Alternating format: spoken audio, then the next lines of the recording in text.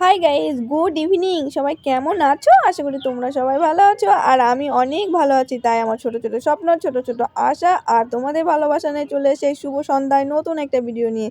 তো বন্ধুরা দেখো, এই শীতের দিনে আজকে আমাদের বাড়িতে কী রান্না হবে বলো তো? খিচুড়ি। তো তোমরা জানোই তো এই শীতের দিনে খিচুড়ি খেতে অনেক অনেক ভালো লাগে, তাই না? তারপরে দেখো আমাদের এখানে বেগুন কাটা হয়ে গেছে আর এদিকে আমি ডাল ভাজছি। তো আজকে হবে, তো চলো তোমরা দেখতে থাকো। আজকে এখন আমি ডাল ভাজছি, এই ডালটা ভেজে দেখো বেগুনও কাটা আছে এদিকে। তো এখানে আমি লবণ আর হলুদ মাখাবো। তো জানো তো, অনেকে জানো আবার হয়তো অনেকে জানো না যে লেবু মানে এই বেগুনের মধ্যে যদি একটু চিনি ছিটিয়ে দাও, ঠিক আছে, তাহলে বেগুন ভাজাটা খেতে খুবই ভালো লাগে আর সুস্বাদু লাগে। তাই দেখো আমি সব কিছু মিক্স করে নিয়েছি। তারপরে এদিকে দেখো গরম তেলের মধ্যে এক এক করে বেগুনগুলোও দিয়ে দিচ্ছি। জানো তো গরম খিচুড়িতে এই বেগুন ভাজা খেতে কিন্তু খুবই খুবই ভালো লাগে। তাই দেখো আমি এক এক করে জানো তো এই বেগুনটা কিন্তু গরম ভাতে খেতেও ভালো লাগে। তাই দেখো বেগুনগুলো দিয়ে আমি ঢেকে দিয়েছি। তো এখন খিচুড়িতে মশলা পাতি দেওয়ার জন্য এই যে কাঁচা লঙ্কা আর কটা জিরে নিয়ে নিয়েছি, এগুলো মিক্সিতে মিক্স করে খিচুড়িতে দেব। তারপরে এদিকে দেখো বেগুনটা আমার প্রায় সেদ্ধ হয়ে গেছে। সেদ্ধ হতে জানো তো, সেদ্ধ হলে ভাজাটা তাড়াতাড়ি হয়ে যায়। তো দেখো আমি বেগুনগুলোকে উল্টে দিচ্ছি, দেখতে কি সুন্দর লাগছে না বেগুন ভাজা? তো বন্ধুরা তোমরা কে কে বেগুন ভাজা খেতে ভালোবাসো তোমরা কিন্তু অবশ্যই কমেন্টে জানিও, ঠিক আছে? তারপরে দেখো এদিকে আমার এদিকে মিক্সিতে মিক্স করা হয়ে গেছে। এদিকে কাঁচা লঙ্কা দেখতে পাচ্ছ, কালারটা দেখে বুঝতে পারছো।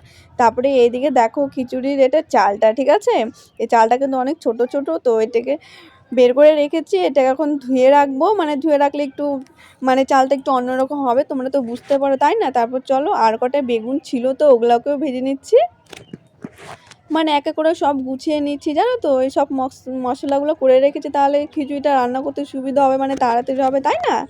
তা আমার মেয়েটা আছে দুষ্টু, ও আবার দুষ্টুমি শুরু করে দিলে আমার রান্না সব ক্যান্সেল হয়ে যাবে। তো বন্ধুরা দেখো এদিকে এক এক করে আমার বেগুন ভাজাটা হয়ে গেছে। দেখো কি সুন্দর হয়েছে না বেগুন ভাজা। আর এটা কি বলো তো, এটা ঘিটা কিন্তু খিচুড়িতে দেবে, জানো? ঘি দিয়ে যদি খিচুড়ি রান্না করা হয়, শুধু খিচুড়ি না, নিরামিষ সবজিতে, আলু পটলের সবজিতে, বাঁধাকপির সবজিতে, ফুলকপিতে যদি ঘি দাও না, কিন্তু খেতে সুস্বাদু লাগে। তো দেখো এদিকে আমার খিচুড়িতে চালটাও দিয়ে দিয়েছি, দেখছো ফুটে গেছে। তো এটাকে পরে ফোড়ন দেবো। এদিকে সন্ধ্যাবেলা জানোই তো ওই শীতের দিনে চা খেলে ভালোই লাগে, তাই না? তো এদিকে দেখো অন্য সাইডে আমি চাটাও বসিয়ে দিয়েছি। আর এটা কি বলো তো, নারকেল, নারকেল ছিল, হট করে মনে পড়েছে ফ্রিজে, তো ওটাকে কুচি কুচি করে কেটে নিয়েছি। আর এদিকে তো মশলা জিরে, তেজপাতা আর শুকনো লঙ্কাটা ফোড়ন দেওয়ার জন্য তো আমি সব বের করে রেখেছি। তো এদিকে দেখো আমার খিচুড়ির চালটাও প্রায় ফুটে গেছে, দেখছো প্রায় হয়েই এসছে। তো এখানে কিন্তু 2-3 রকমের ডাল মিক্স করা আছে। তারপরে এইদিকে দেখো আমি এখন খিচুড়িটা তো ফুটে গেছে, দেখতে তো পাচ্ছ চালটা। তো আমি এখন ফোড়ন দেবো, ঠিক আছে? ফোড়ন দেওয়ার জন্য দেখো জিরে দিয়ে দিয়েছি, এটা লাল লাল পরে আমি কটা শুকনো লঙ্কা ছেড়ে দিয়েছি। জানোই তো মাস্ট শুকনো লঙ্কা দিতে হবে খিচুড়িতে, তাই না? তারপর দেখো এক এক করে তেজপাতাগুলোও দিয়ে দিয়েছি। জানো তো সব জিনিসের ডালে সব কিছুতে ফোড়ন যদি ভালো হয় না, সেই জিনিসটা খেতে কিন্তু সুস্বাদু হয়। তো দেখো আমি পরে নারকেল গুঁড়োও দিয়ে দিয়েছি, নারকেল কুচিগুলো, তাহলে না খিচুড়িটা খেতে ভালো লাগবে। তারপরে এদিকে দেখো ফোড়ন দেওয়ার জন্য আমি রেডি, সব হয়ে গেছে। তো হাঁড়িতে তো আর করতে পারবো না, তাই উল্টা কড়াইয়ের ফোড়নের জিনিসগুলো খিচুড়ির হাতে ঢেলে দিয়েছি।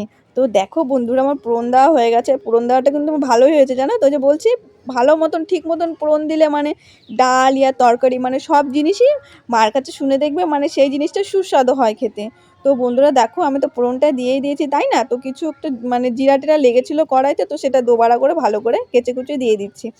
জানো তো খিচুড়ি যত ঘাঁটবে তত কিন্তু খিচুড়িটা সুস্বাদু হবে, জানো?